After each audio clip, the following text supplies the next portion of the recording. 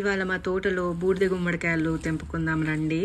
2 ఉన్నాయి బూడిద గుమ్మడికాయలు. ఒకటేమో చిన్న సైజు ఉంది, ఇంకా కొన్ని రోజులైతే బూడిది ఫామ్ అవుతుంది. ఇదైతేనేమో కొంచెం పెద్ద సైజు ఉంది.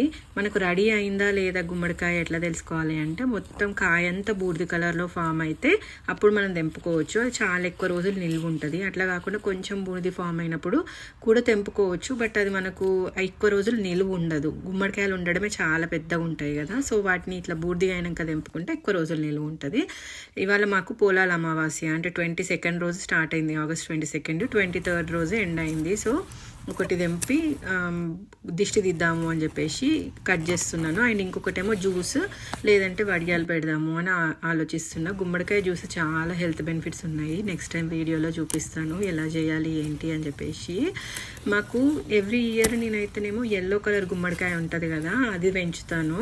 ఎందుకంటే బతుకమ్మ టైంకి గుమ్మడి పువ్వులు ఆకులు కావాలి కదా బతుకమ్మ వేయించడానికి.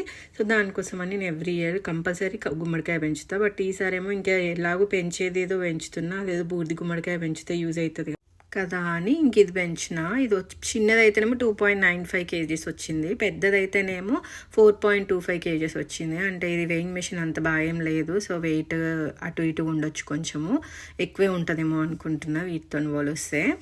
ఎంత బాగుంది చూడండి.